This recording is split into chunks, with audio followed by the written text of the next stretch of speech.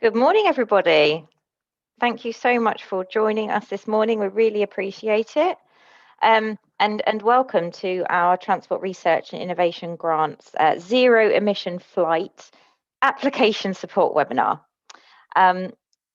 Delighted to have you with us today. My name is Bex, for those of you who don't know me, and I work in the SME team at the Connected Places Catapult. I look after the Transport Research and Innovation Grants portfolio, which is funded by the Department for Transport and delivered by us at the Connected Places Catapult. So just to let you know today that the webinar is being recorded. So you would have seen a little pop-up box with just the word continue. So you just need to click that to indicate that you're okay with that.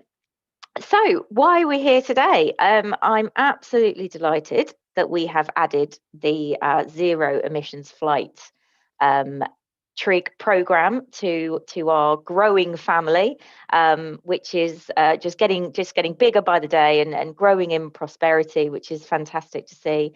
And in addition, this particular TRIG is doubly special, not only because it will accelerate the move to sort of jet zero, but because it's part of a much larger project, the Zero Emission Flight Infrastructure Project, which is very exciting. And shortly I'll be handing over to my colleague Henry, who will talk to you more about this, the wider, very exciting ZEFI project. Okay, so why are we here? So today is for you, it's for our prospective applicants in this TRIG programme. We want to talk to you about the scope of the competition, and we'll give you some hints and tips on how to apply and the sorts of things that we're looking for. Nick, can I have the agenda slide up, please? Lovely, thank you very much. So this is what this morning looks like. In a moment, I'm going to be handing over to Greg Easter, who is the man behind TRIG ZEF at the Department for Transport. So Greg will kind of set the scene for us in terms of Jet Zero and that wider agenda. And then, as I mentioned, Henry will talk to you about the wider ZEFI project and how this particular TRIG programme fits in with that. And then I'll hand over to my colleague Rebecca, who is the technical lead for the ZEFI project, who will talk to us about the key features of this TRIG programme. And then I'll do my usual thing, explain the application process, how it works, and give you some hints and tips on applying. And then I'm going to hand back over to Rebecca, and she'll talk to you in a bit more detail about the scope of the competition, so that you can judge for yourself whether or not your innovation falls within one of our 3 key priority areas. As always with these application support webinars, there will be a Q&A session at the end. Throughout the webinar, please feel free to use the Q&A function at the bottom of your screen to ask any questions you might have. We will endeavour to answer as many questions as we possibly can throughout the event, or in the Q&A session at the end. If we don't get round to answering your question though, please don't worry. We will gather them all up and respond to them afterwards. So without further ado, I will hand over to Greg.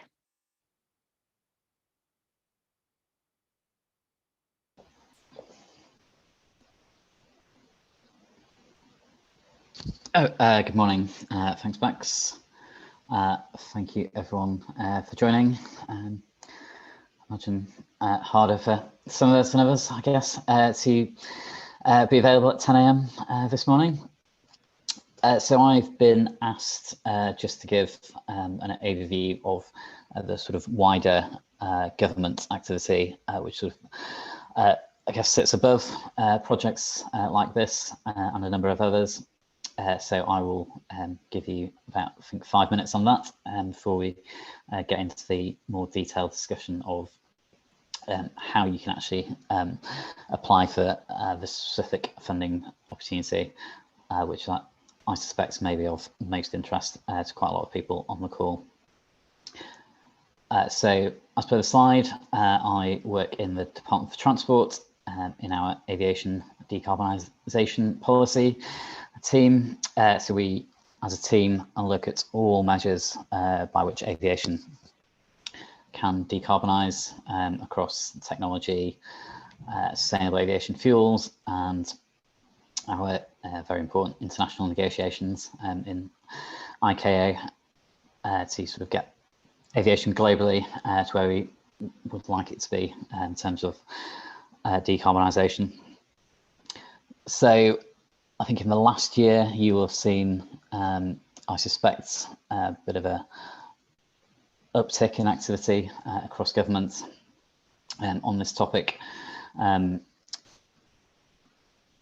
through mostly our Jet Zero Council, which we set up just over a year ago as an advisory body, just to bring in some government voices from both the aerospace manufacturing side, but also from aviation companies, airlines, academia, and also energy providers have joined the council just to try and convene work across government and across industry, despite the very serious challenges that aviation's faced in the last 18 months. We've seen some very welcome engagement. Industry has been very active in wanting to work with government. We saw last month publication of a revised version of Sustainable Aviation's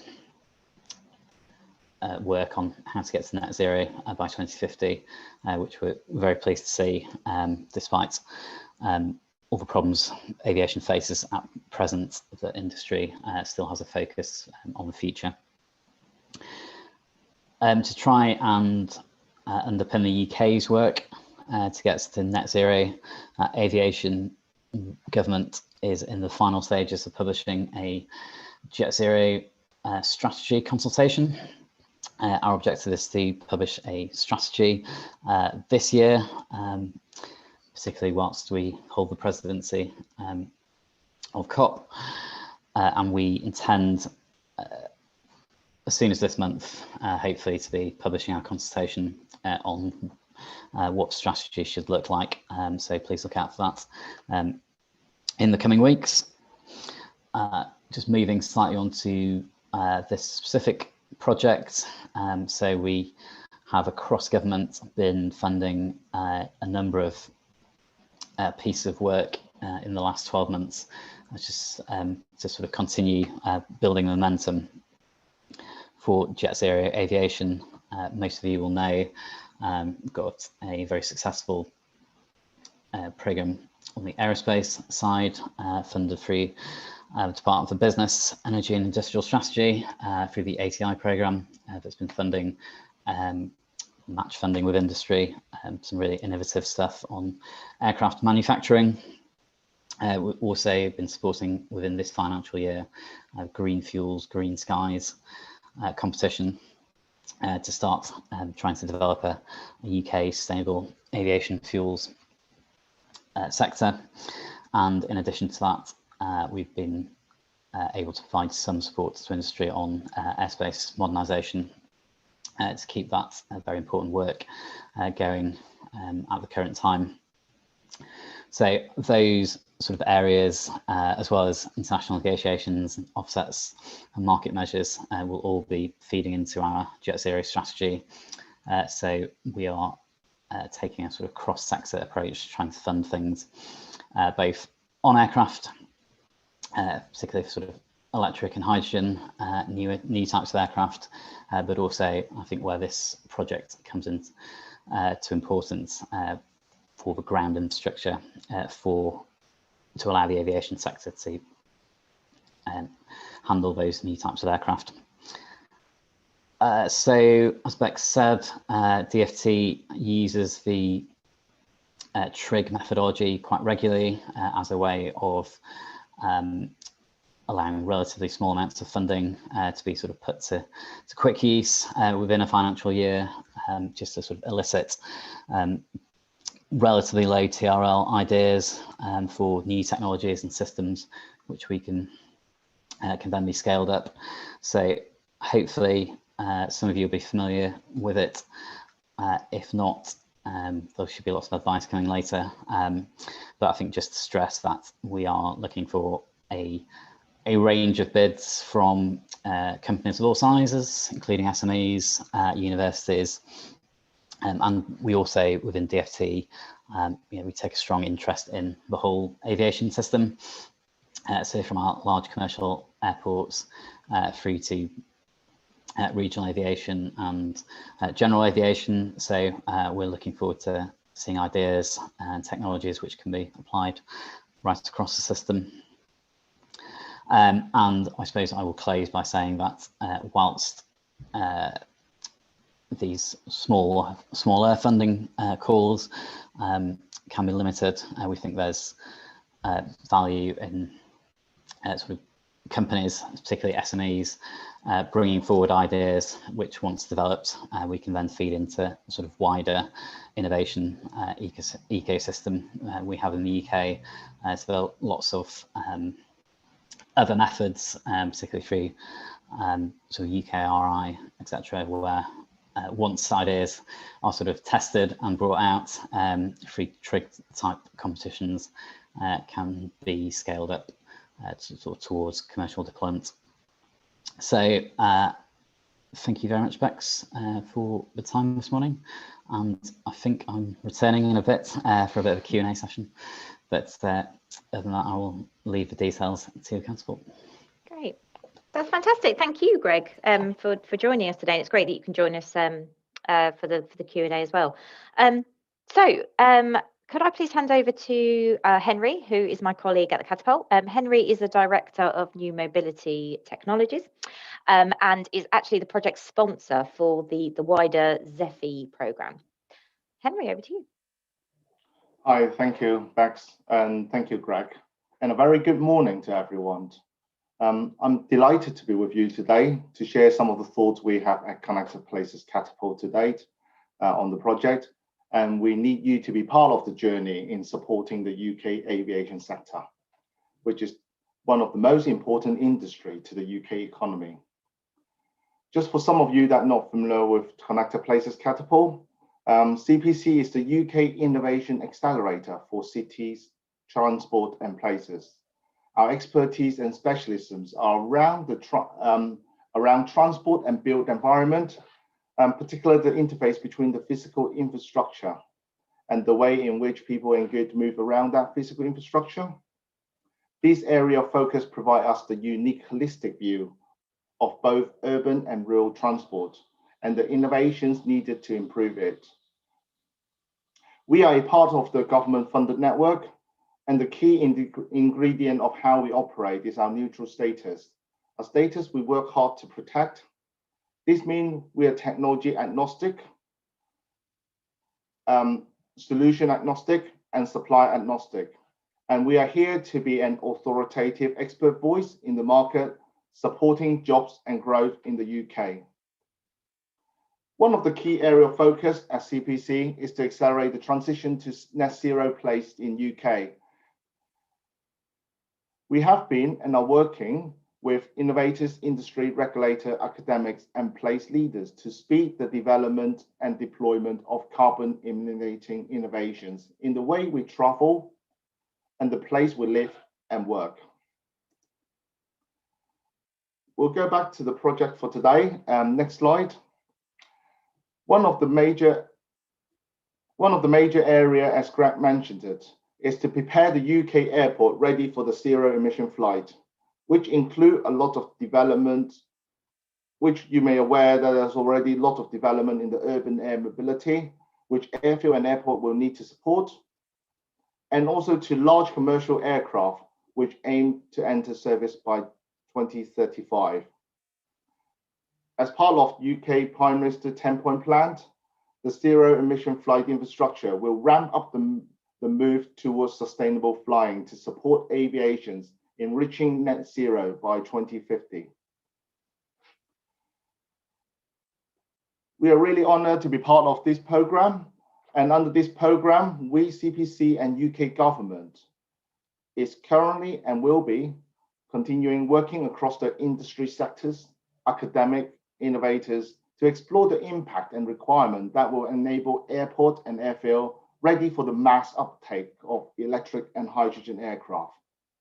If you look at the complexity of this project, we are aiming to working with the airport in understanding the handling of the new form of aircraft and the supply of electricity and hydrogens. With airliner and aircraft developer, to understand the consistency and the way to handle the new type of energy. And within the energy sectors, to understand the demand on electricity and green hydrogens. And for regulator, provide evidence the use of novel propulsion systems in airport environment, fueling and distributions. And for government is the implication of electric aviations on airport, supporting and as well as supporting the export opportunity for UK expertise, which you all in here today, that we build up. And for this industry, we are here to support the development of hydrogens and battery technology and provide a clear exploitations and adoptions and rolled out at airport and airfield, all of which are aimed to accelerate the reductions in carbon footprint associated with the airport and aircraft operations. We are hoping under this program to demonstrate and provide a platform to showcase our capability as the UK supply chain for the UK and international market, as well as unlocking the potential investment and positioning the UK industry ready for this exciting time. For today, even if you think the TRIG core, as Greg mentioned, is not one for you, but if you have something that will make a potential impact, please do not hesitate and contact us and be part of this Jet Zero Green Flight journey. I'll now hand over to Rebecca to share more about the details and where we are on the program. Thank you. Yeah, thanks so much, Henry. That was very inspiring. Kind of made me want to apply. Yeah, I'll just hand over to my colleague Rebecca. So yeah, delighted to have Rebecca with us today. A really key person in this project. Rebecca is a senior technologist at the Catapult, but she's actually also a chartered systems engineer. And her main area of expertise is low carbon technologies, hence why she's the kind of perfect fit for this program. So Rebecca will give a brief introduction to TRIG ZEF. Rebecca. Thanks, Bex, and good morning, everyone. As Henry mentioned, we are leading on the Zero Emission Flight Infrastructure, or ZEFI program for the Department for Transport. And our goal is to explore what will be required for introducing hydrogen and battery electric aircraft into airports. So the idea is to bring the UK aviation industry together around this topic and to publish use case documents and roadmaps, which will help airports and all the other stakeholders understand more about what the future might look like and what they may need to do about it. We're considering all the elements within the airport boundary, from when fuel or electricity arrives on site through to its storage and management, distribution, and then fueling or charging the aircraft. So that's our package of technical work at the moment. And alongside this, we have an important program funding available research and demonstrations. As we were discussing, the TRIG ZEF competition is now open until the 1st of August. And this Transport Research and Innovation Grant is for innovative projects between technology readiness levels, or TRL, approximately 2 to 5. But we also are working on a demonstration program where we're looking for higher TRL technologies, and those that are mature in other industries but could be newly applied to airports. So if you or anyone you know is interested in that route as well, or instead of the TRIG, please email us at we have a Zephy email address we'll put in the chat, and that's also on our website. And please do email that and put demonstration in the subject line if what you're talking about is related to demonstrations, and that will help us find those and get back to you. But for the TRIG, the funding available is up to £50,000 per project, and this can be 100% of the project costs, or organisations could use their own funding for all or part of that as a for part of it as a larger project, and individual organisations or consortia may apply.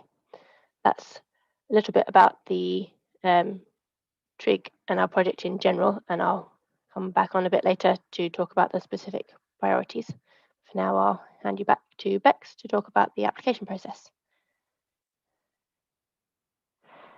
That's perfect. Thank you so much, Rebecca. Okay, so I'm going to do my usual thing now and take you through a few key points regarding your application. I've just had a quick look at who we've got with us today, the participants, and there's quite a few familiar faces. So hi to everybody who is well familiar with TRIG and with the Catapult. It's lovely to see you back. And we've got some new faces as well. So just want to say welcome to all of our new friends who've joined us today. It's great to have you. And if you are unsure about what the Catapult does, I know Henry gave a really good introduction before. If you want to know more about the Catapult, what we do, please do. I'll put my email address in the chat. I work for the SME team. So if you're from a company or in fact a university, you want to hear more about the Catapult's SME program or the way we work with small businesses and universities, please feel free to get in touch with me, and I'm happy to talk to you about our various different propositions and how we help businesses and universities to innovate. Cool. So I will talk to you now very briefly about the application process for TRIG ZEF and what we'd like you to physically do in order to apply. So as Rebecca mentioned, under this program, we're offering 100% funding, 100% funding. So that's obviously very attractive to organisations, universities and commercial businesses to advance the development of technology between TRL sort of 2 and 5-ish. And as Rebecca said, if you do have an interesting idea, you're not sure if it kind of meets the scope, or you want to talk to us about it in more detail, we'll put the Zephy email address in the chat. Please do feel free to reach out to us. So before you begin your application, I really can't stress this enough. Please do read through the supporting documentation that is available on the TRIG ZEF website. It will really help you to understand a bit more about how to frame your application and what we want to see in the application form itself. I would start by reading the application guidance document, which sets out everything from funding schedules and intellectual property rights and subsidies and key dates, things like that.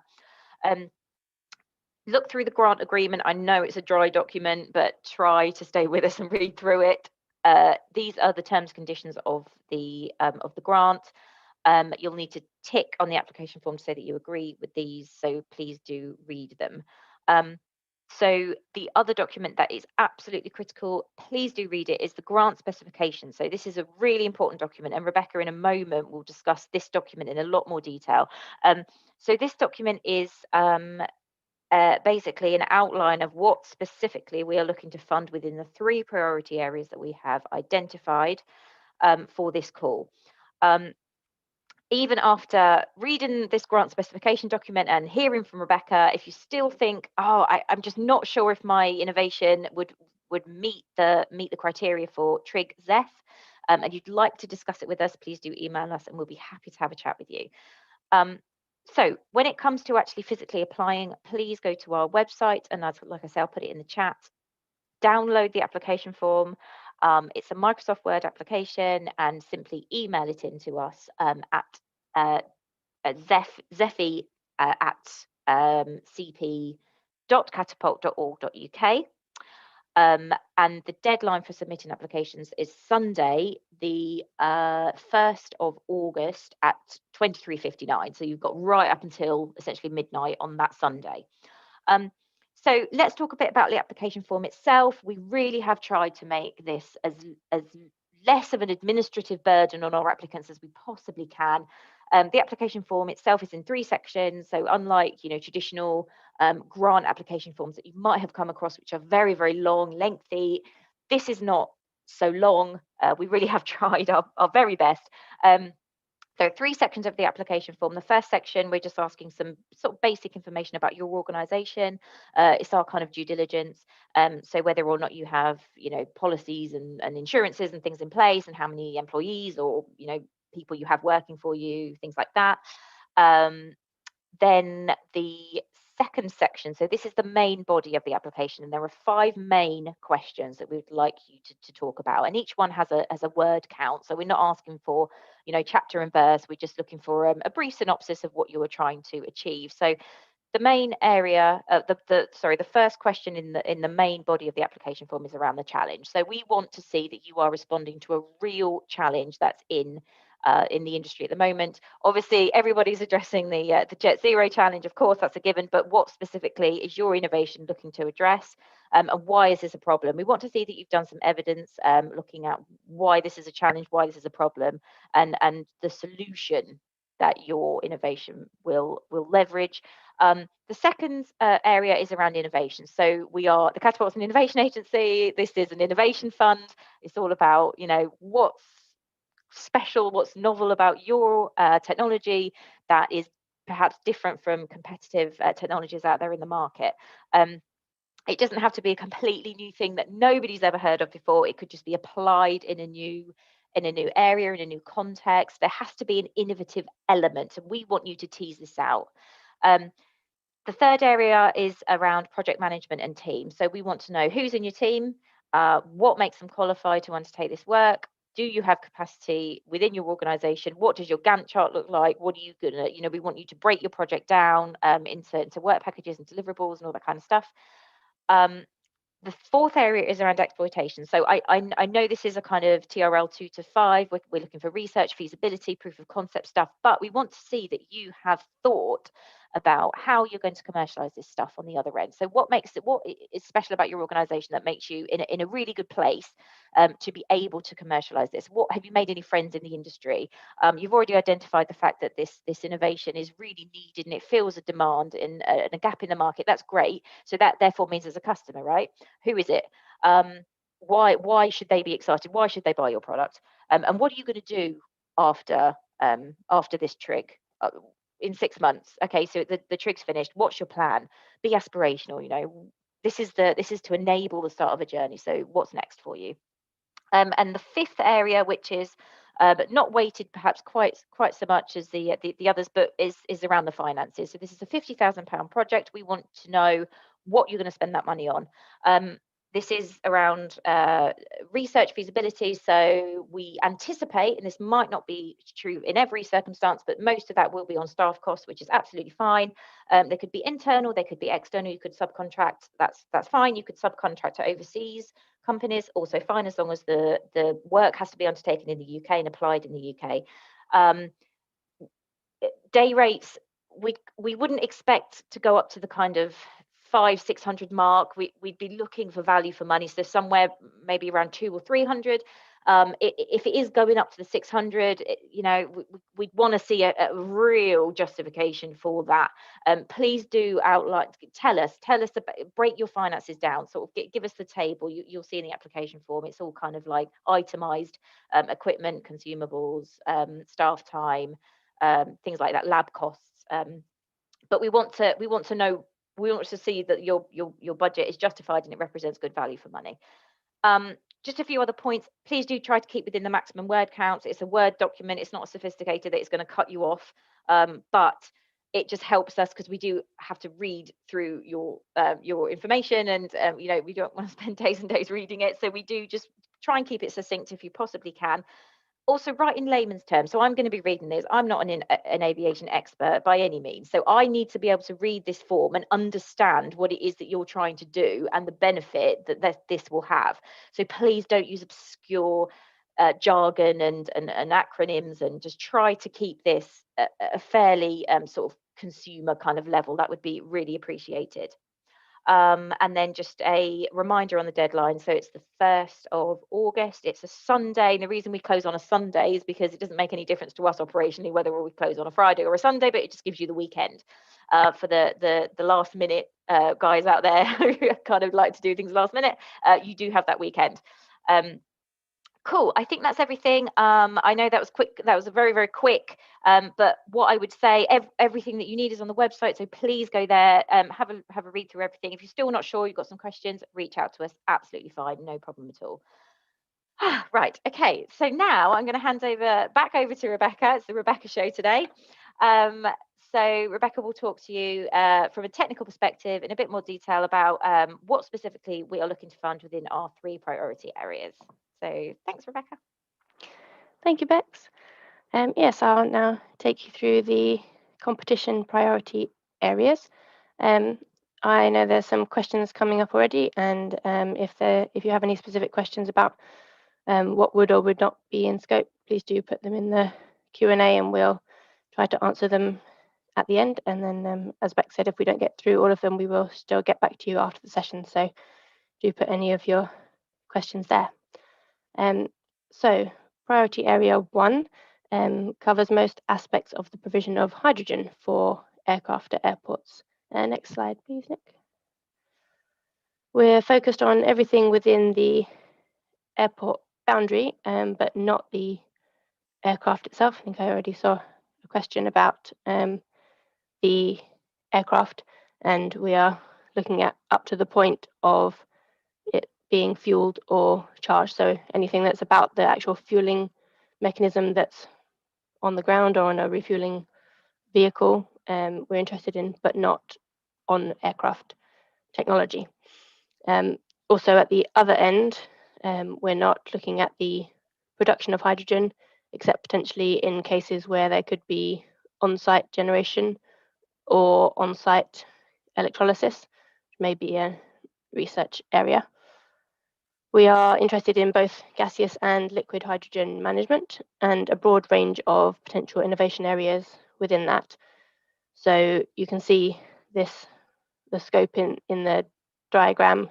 There are probably other parts in there that we haven't yet identified, but we are interested in the safe arrival of hydrogen on site, however it gets there, and through to fueling the aircraft. We're not specifically considering hydrogen-powered ground vehicles in this competition, although that is something that we are thinking about in this broader context of the project. So if that is something that you are interested in or know about, please do get in touch, and that's something that we'd be very interested to hear about. So that's the hydrogen one. If you could go to the next slide, Nick. The second priority area is around provision of electricity for battery electric aircraft at airports. And next slide. As with hydrogen, we are focused on everything within the airport boundary. So that could also potentially mean on-site generation of electricity, if that is relevant. And then going up to the charging of the aircraft itself, we are considering both battery charging and battery swapping systems. Obviously, the battery swapping is also very integral with how that works with the aircraft, so that would need to be considered, but we are looking at the ground part of it. And again, a broad range of different innovation areas and things that we probably haven't got on our diagram yet that we'd be really interested to hear about. And similarly, we are not looking at the electric ground vehicles at this time, but please do let us know if that's something that you have expertise or interest in. We will like to hear about it too. That probably goes for all of the interesting ideas you might have that may not be directly in scope for this competition, because as you can tell, we're looking at the broader program as well. So anything that is out there, we still want to hear about it, and there'll be other mechanisms to potentially work with people on those. So please don't be shy. And the last area, we have the next slide, Nick. We have a slightly different area here looking at demand scenarios. Next slide. So an important part of preparing the UK for zero emission aircraft is understanding how much hydrogen and how much electricity is going to be needed. So we are looking to fund research projects which can answer this question most effectively. As noted in the grant specification here, we're also interested in the demand arising from the use of hydrogen or electricity for airside ground vehicles. So this is an area where that's included, and we are interested also in how this might interact with the energy system.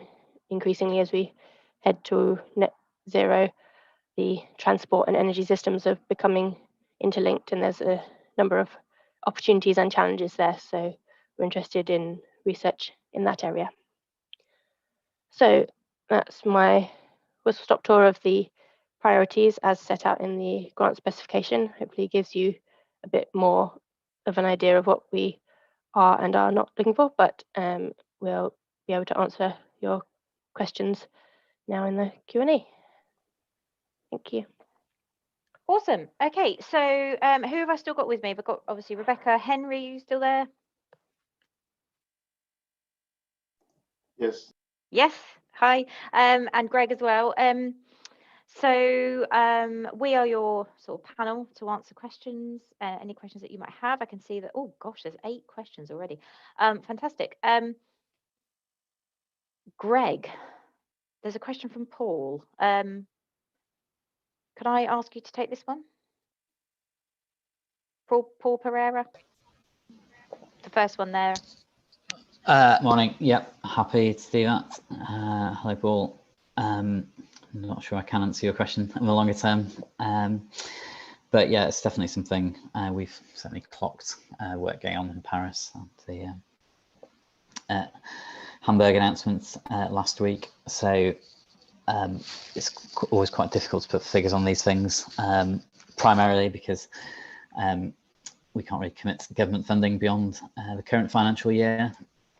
And also because quite a lot of these hydrogen projects span across the economy, across transport modes, and also include lots of industry investment as well as government funding.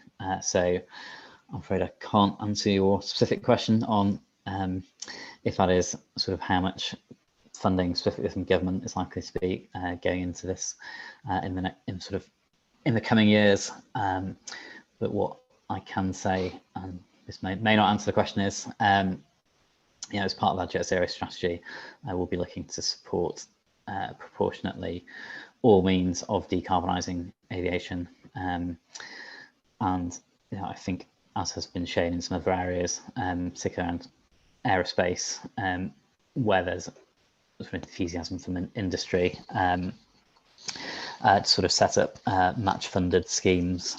Government has been supporting those over the last few years, but clearly quite a lot to do to get to net zero by 2050. So I would say we're very keen, including in our consultation, to hear people's views on sort of what the priorities should be. Fantastic. Thank you so much, Greg. I've just checked the attendees list. I see Andrew Chadwick is with us today, a dear colleague of mine from the Catapult. Andrew, if there's any questions on the scope, I was just wondering, not to put you on the spot, which I know I am doing, if you wouldn't mind coming in and answering those. If we need you, that would be absolutely fantastic if you are actually there and you can hear me. That would be great. Thank you. Okay, so we've got one from Nils. I'm sorry if I'm pronouncing that horrendously. Will we support or give funding to non-British SMEs? This is a really good question. and one that we would love to be able to say yes, but unfortunately, this funding predominantly is for British companies. We do support companies that are international companies, but that have a well-established base in the UK and are working operationally in the UK. So if you work for a large international company with a presence in the UK, and you'd like to apply for the TRIG, you're welcome to do so, as long as all of the work will be undertaken and applied in the UK. So that was what we would say for that one. Okay, so we've got another question here from an anonymous. Is the funding only available for demonstrators, or is it an exploratory research sort of project acceptable? Yes, absolutely. So I know we did talk about demonstrators, but TRIG, Transport Research and Innovation Grant, is by definition for funding early stage research and feasibility stuff. For this first phase of TRIG, the £50,000 for 12 organisations doing this this fantastic research innovation. Yes, absolutely, it's for early stage TRL 2 to 5. What Rebecca was talking about earlier in the terms of demonstration is that if you do have a technology or a project that you feel is maybe a slightly higher TRL, i.e. it's that demonstration level, and you don't really feel like it's early enough for the TRIG aspect, please do email us and put demonstration in the subject, and we're happy to kind of discuss that, because there could be some another opportunity outside of the TRIG program to look at funding those demonstrators. So I think there was some confusion there, so sorry about that. So that was that's the kind of demonstration angle. So moving on then, so we have another we have an issue, seem to be an issue with the application form. The drop down menus do not seem to work for me. I wasn't aware there were drop down menus, but let me no problem, I will look at that, yeah, we'll have to just check and see if that works okay, but no problem. Thank you very much for raising that. Neil, can you put figures into the questions, or is it text only? You put figures into the questions. Oh, as in like, sorry, as in pictures. Of course, I was thinking you meant numbers. Of course you can, absolutely. It's a Word document, just put, yeah, absolutely, pictures and images. Of course, more than welcome. They won't encroach. It's not the word count doesn't. It's not in space. You can put as many sort of pictures as you want. That would be lovely, actually, to see some visual representations of your projects. So Kevin says, please can you provide a reference for the definitions of TRL as it relates to this competition? The definitions are the standard definitions that NASA set all those decades ago. So if you just Google it, you'll find the official definition, but I'll give you a quick definition. So TRL2, we're kind of looking for research or desk-based research. Into TRL3, it's a kind of proof of concept. You've used your research to prove the concept, and yes, this could work on paper. I've done enough research, and I think this is a goer. When you're getting into kind of TRL4, you're looking for a kind of small scale prototype, made out of toilet rolls that you think, yeah, okay, I've now got a physical thing, a prototype, or whatever it might be, and I'm going to test this in a small scale laboratory way to show that it potentially could be applied. And when you're getting into the kind of TRL5, you're looking for bigger scale testing, so testing on a larger scale prototyping. So it's still very much researchy and kind of testing feasibility. So yeah, that's on TRLs. Kevin, in capitals, we don't know what the question is. Not sure what you mean, Kevin. I'm terribly sorry. I think that was when Greg was answering the question, just to repeat the question before answering it. Okay, absolutely. No problem. We will do that. How could we find out about possible partners in our area? Keith. Oh, that's a great question, Keith.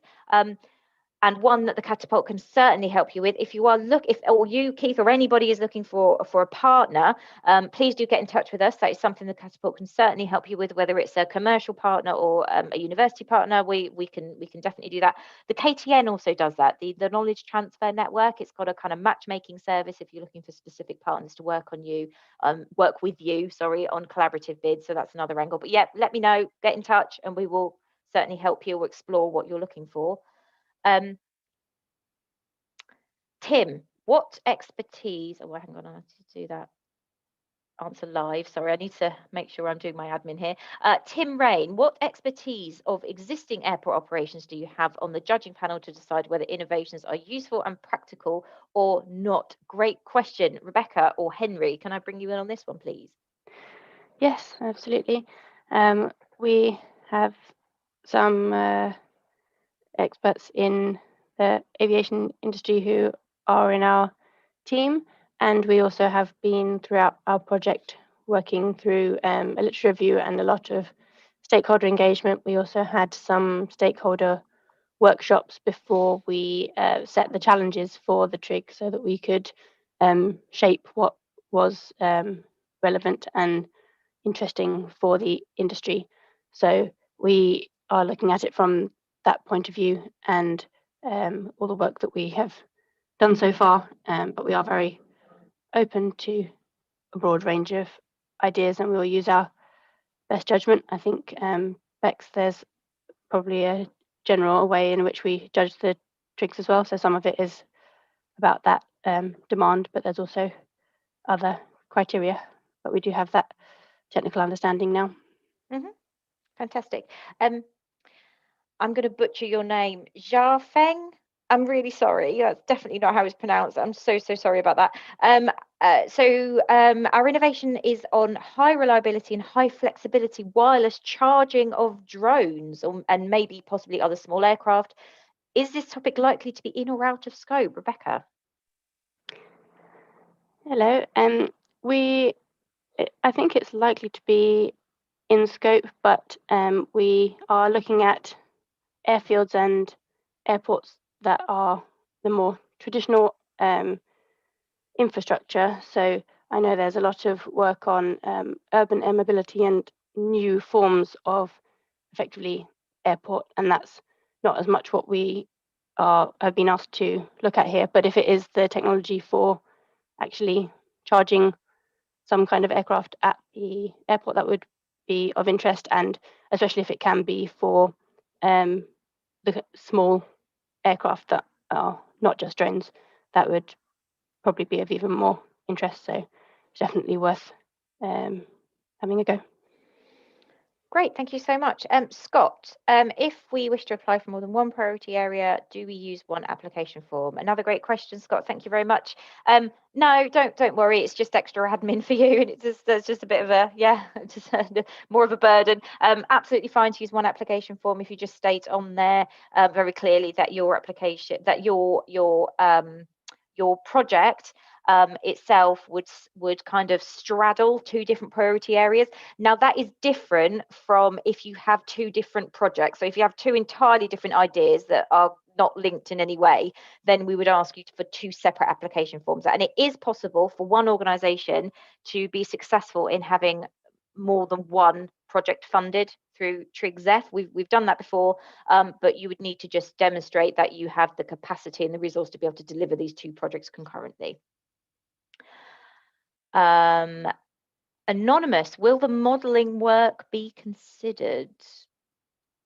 Can anyone help me with this one? I'm not entirely sure. Modelling work. Henry? I think it depends on what you're modelling against. I mean, if the modelling is about improving how the operations of energy and hydrogen electricity in being managed at the airfield, that will be in scope. But again, that will be down to further discussions of what you're modelling and ideas. So do ping us on the email address, and we can explore that a little bit further. Fantastic, thank you very much.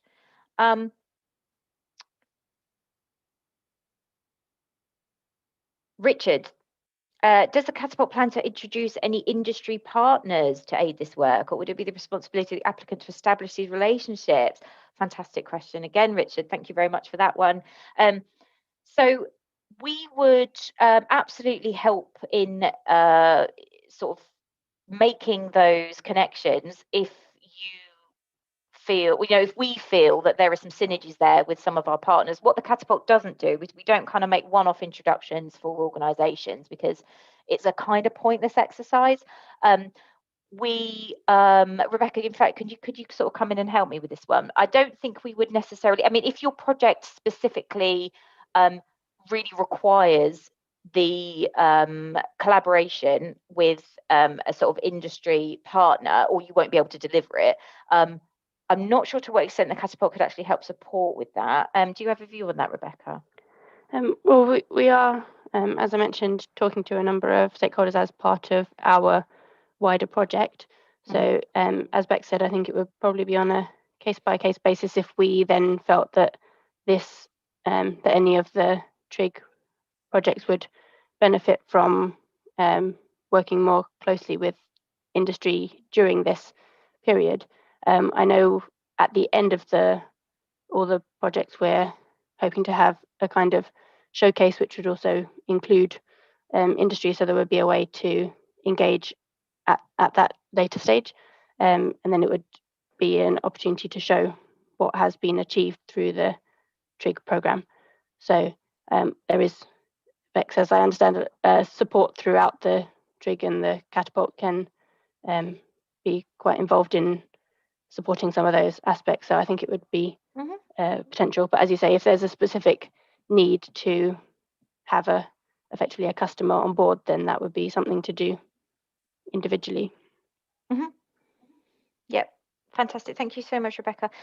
Neil has a really good question about subcontractor costs. Quite rightly says that it could be challenging within, we've got a couple of weeks until the deadline to get specific costs for the work. I would be quite happy to have an estimated cost if you could ask a contractor for their day rate, and then if you then estimate how many days you would need that contractor for, that to me shows a good enough estimate of the amount of money that you're going to have to spend on that contractor. I don't know if Rebecca, do you have a view on that, or are you in agreement with that? Yes, no, I agree with that. Okay, fantastic. We do, we fully appreciate with these things that your budget might not be, as spot on as it is in the application form, but we will work incredibly closely with you throughout the project delivery period. And if things change or amend or alter slightly, that's life, absolutely fine. Just let us know. We can offer some flexibility on that. So that is fine. Okay, Anonymous. What is the timeline, start date, duration? I don't think we touched on this, so thank you very much for asking that. So we, the deadline, as I've mentioned several times, at the beginning of August, we will spend much of August looking through all the applications, and then we will be awarding funding somewhere around the middle of September. So you'll have 6 months to deliver your project. We would expect our project teams to finish completely by February of 2022. This project has to be completely finished, done and dusted by the end of March, so that gives a kind of month of wiggle room. So they are the timescales for the project. Kerry, thank you for a great webinar. You're more than welcome. N-E-B-O-Air, Neboair? Am I pronouncing that right? Sorry if I'm not. The world's first and only UK fully electric type certified aircraft, the Velis Electro. Rebecca, can I ask you to have a quick squiz of this question and answer this for Kerry, if that's okay? Yes, so the question is whether the introduction of electric aircraft chargers to airfields around the UK is something that would be in scope, and that sounds exactly like the kind of thing that would be in scope. There's the need for an innovation to be part of it. So if it's the technology that already exists, then it's a question of effectively rolling it out in lots of different places. That might be a higher TRL activity, which might be more of a demonstration that we would also be interested in seeing that, rolled out in a new airport and charging an aircraft or something. So we'd definitely be interested to hear about it.